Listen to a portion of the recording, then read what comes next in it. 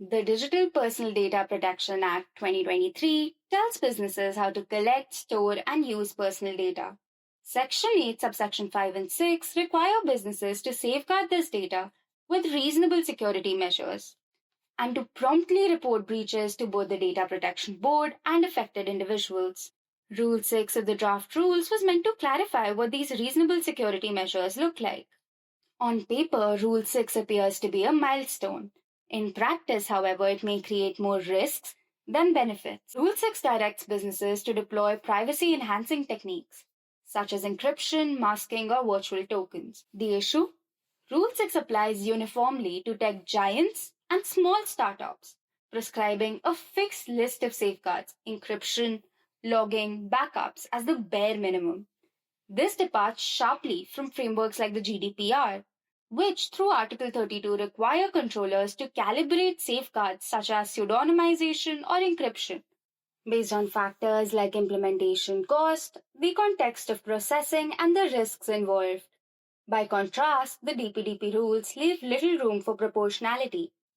For MSMEs, enterprise-grade encryption and logging systems are not reasonable and can be financially crippling. A 2017 survey found that about one-third of MSMEs surveyed struggle to implement cybersecurity measures due to availability of limited resources and high implementation costs. Forcing MSMEs to incorporate cybersecurity measures beyond their means could be crippling. The likely outcome?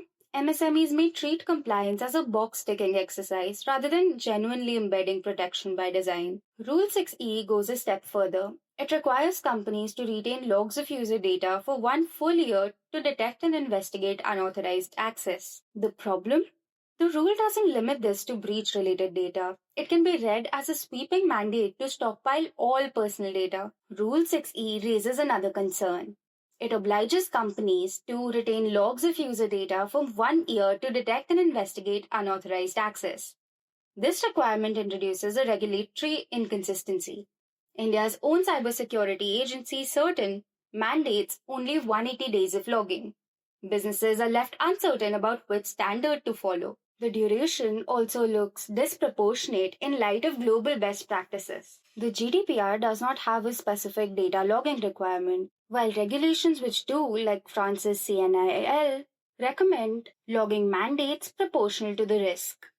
Against this backdrop, India's blanket 1-year mandate appears both heavy-handed and misaligned with international norms. Now, Rule 7 deals with breach reporting.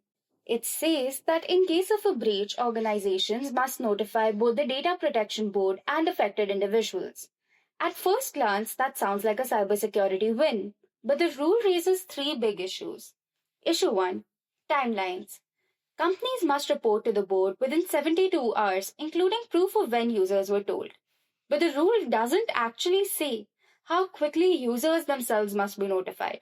That creates pressure to alert users immediately, sometimes before the company even knows what happened. Premature notifications can result in incomplete or inaccurate information. This makes it harder for businesses to explain the full consequences of a breach or outline proper mitigation steps. As a result, data principals may be alerted before the situation is fully understood, creating panic and unnecessary distress. Issue 2. Thresholds. Every breach, no matter how minor, must be reported, even emailing one consumer's invoice by mistake. Without thresholds to separate serious breaches from trivial ones, companies will over-report to play it safe. That leads to breach fatigue. Users start tuning out constant alerts and regulators get flooded with noise instead of focusing on real threats. This has also been documented by the UK's Information Commissioner's Office, ICO, which found that many businesses report minor breaches unnecessarily, causing administrative inefficiencies. Issue 3. Overlap with existing guidelines. India already has at least 6 different cybersecurity guidelines across SEBI, RBI, IRDAI, DOT, CERTAN, and Cyber Appellate Tribunal. Each has its own requirements. Adding more layers to the regulatory framework without streamlining it just makes compliance harder and less effective.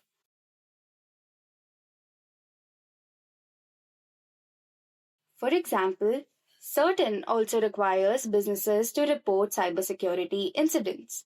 Rule 7 adds another layer, reports to the Data Protection Board. That means two sets of overlapping reports under tight deadlines. For large companies, this is just paperwork. For MSMEs, this is a nightmare. They may be forced to spend more time on compliance than on breach mitigation. Without coordination between regulators, enforcement gets weaker, not stronger. In conclusion, the current data security and breach reporting provisions under the DPDPA and the DPDP rules risk placing disproportionate burdens on smaller businesses while diverting attention away from effective breach mitigation. By creating overlapping reporting obligations and regulatory redundancies, these requirements may ultimately weaken rather than strengthen the very data security efforts they aim to promote. This is the SCR Center. If you found this video useful, please like it and share it. You can also follow our